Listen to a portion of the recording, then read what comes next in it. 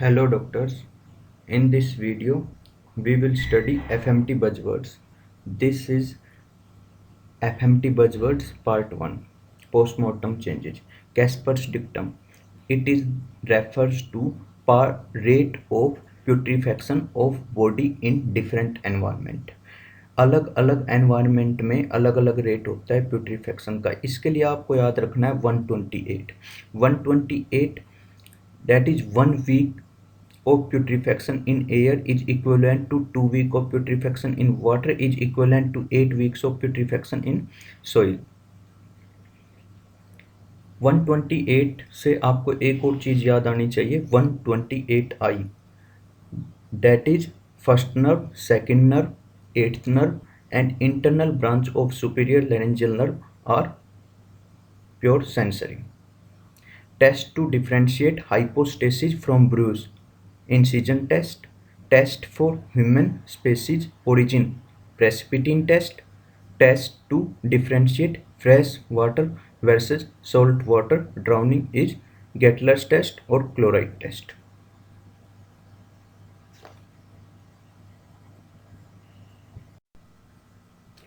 The first external sign of putrefaction is green discoloration of the right iliac fossa. You can see in this image.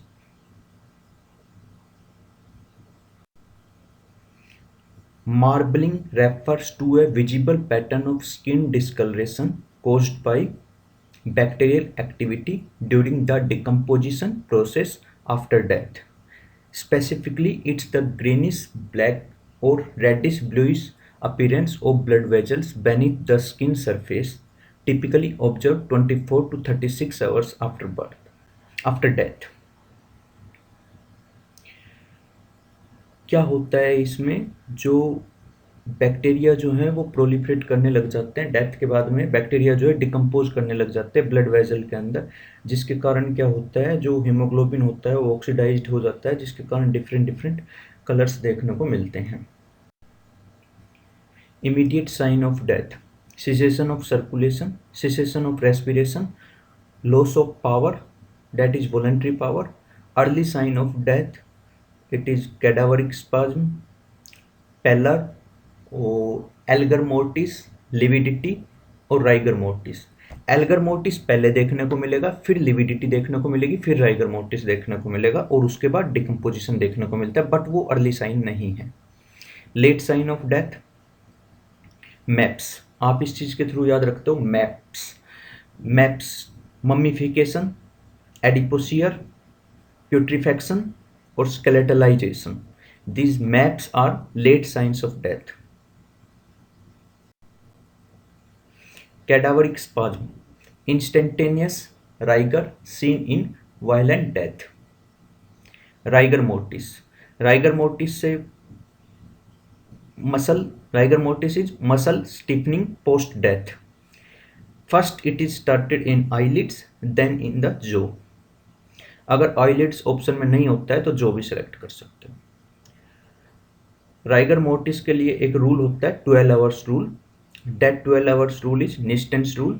12 hours में high पर पहुंचेगा, फिर 12 hours तक sustain करेगा high पर और 12 hours लेगा कंप्लीट होने में, टोटल 36 आवर्स। 12 12 12 तो 12 hours rule, this is Nysten's rule. Livor mortis: bluish discoloration और bluish purplish discoloration fixed after 6 to 8 hours। Fixation of hypostasis is equal to postmortem lividity is equal to 6 hours। इसको याद रख सकते हो, fix in 6, fixation in 6 hours।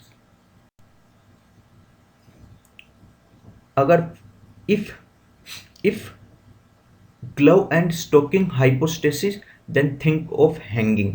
If face and limb hypostasis, then think of still water drowning। Glove and stocking से एक और चीज याद आनी चाहिए, glove and stocking type of neuropathy. Glove and stocking type of neuropathy is seen in diabetes mellitus.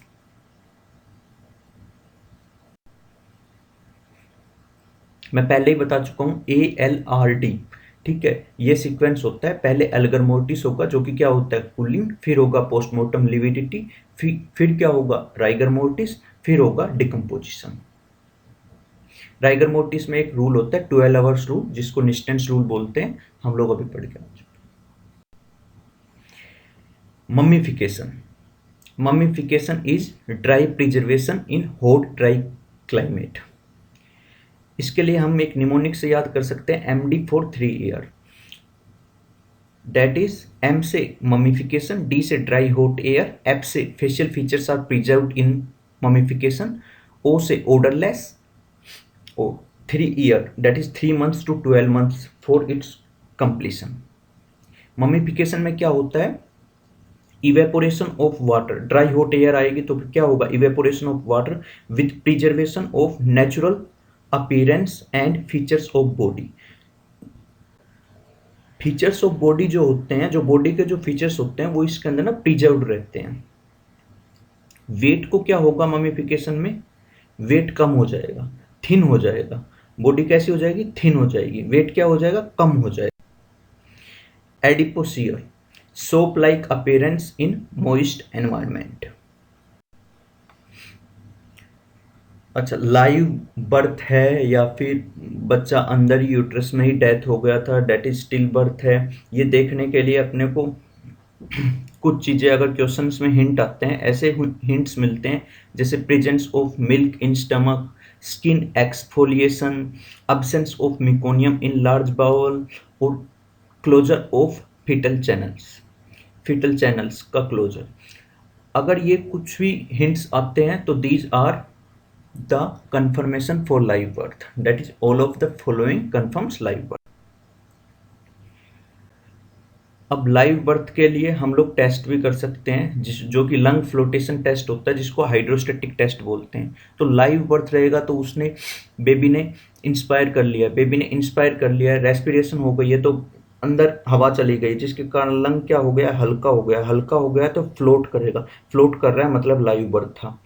और lung का wait को क्या होगा, एक्चुअल के अंदर लंग का वेट बढ़ जाएगा। क्यों बढ़ जाएगा, बिकॉज पल्मोनरी सर्कुलेशन होने लग गया, पल्मोनरी सर्कुलेशन अच्छे से होने लग गया, जिसके कारण ब्लड का वेट जो रहेगा वो भी वहां पर हो जाए, जिसके कारण लंग का वेट बढ़ जाएगा लाइव बर्थ के केस में। इसके लिए 2 टेस्ट होते हैं, फोइडर टेस्ट और Ploucquet test. Fodere F for full weight और P Ploucquet test P for P proportional weight, full weight is absolute wait.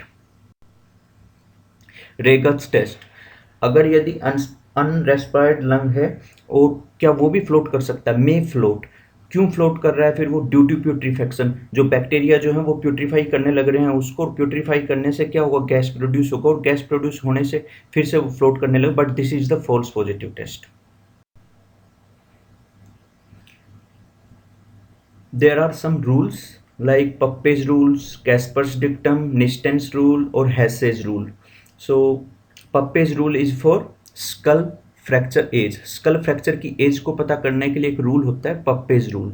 कैस्पर्स dictum हम लोग बात कर चुके हैं 128, ये क्या है, time required for decomposition, 1 week in air, 2 week in water, 8 weeks in soil, 128, ठीक है। और 1 hour in air is equivalent to 2 hours in water is equivalent to 8 hours in soil, these are equivalent. Nysten's rule postmortem के लिए 12 hours rule, 12 घंटे लेगा ये ऊपर Heights तक जाने के लिए, फिर उसके बाद 12 घंटे वहीं पर ही रहेगा, अच्छे से होगा, फिर उसके बाद कम होना शुरू हो जाएगा और ये कंप्लीट हो जाएगा कब, पोस्टमार्टम 36 आवर। तो 12 आवर्स ऊपर गया, 12 आवर्स वहीं और 12 आवर्स नीचे, 12 hours rule. हेसे rule for gestational as, gestational age देखने के लिए हम लोगों के पास एक रूल होता है जिसको बोलते हैं हेसे रूल। अब हेसे रूल से हम लोग कैसे यूज करेंगे हेसे रूल का, हेसे रूल को यूज करना है जैसे क्वेश्चन में दिया गया है, like crown rump length is 18 centimetre and limb length is 7 centimetre. तो हम लोगों को क्राउन हिल लेंथ लेना होता है, क्राउन हिल लेंथ मतलब 18 सेंटीमीटर बोलेंगे plus 7 centimetre, limb length 18 plus 7 25 centimetre, 25 centimetre मतलब स्क्वायर, मतलब क्या होगा, अंडर रूट करेंगे, इसका मतलब क्या हो जाएगा 5, तो ये 5 मंथ्स का बेबी था। अच्छा, अगर यदि दिया हुआ है कि 25 centimeter crown rump length and 10 centimeter is limb length, then it is 25 plus 10 is 35, और 35 के लिए मतलब ये 25 से ज़्यादा हो गया, मतलब 5 into 7 is equal to 35, that means multiply करेंगे, मतलब क्या हुआ, ये हुआ 7 month. This is for gestational age. Immediate sign of death: cessation of circulation, cessation of respiration, loss of power, that is voluntary power. Early sign of death, it is cadaveric spasm, pallor, और Elgar mortis, lividity और rigor mortis. Elgar mortis पहले देखने को मिलेगा, फिर lividity देखने को मिलेगी, फिर राइगर मोर्टिस देखने को मिलेगा, और उसके बाद डिकम्पोजिशन देखने को मिलता है, बट वो अर्ली साइन नहीं है। अब अगर यदि क्वेश्चन में हिस्ट्री ऑफ गराज आती है या हिस्ट्री ऑफ गीजर आती है, तो सोचना है कार्बन मोनोऑक्साइड के बारे में, और चेरी रेड स्टेनिंग देखने को मिलेगी पोस्टमार्टम में। अच्छा, colour of postmortem staining, cherry red हम लोग बात कर चुके हैं कार्बन मोनोऑक्साइड के केस के अंदर, ब्रिक रेड साइनाइड के केस के अंदर, ब्लैक ओपियम के केस के अंदर, चॉकलेट ब्राउन पोटेशियम क्लोरेट के केस में, bluish green H2S hydrogen sulphide के केस में।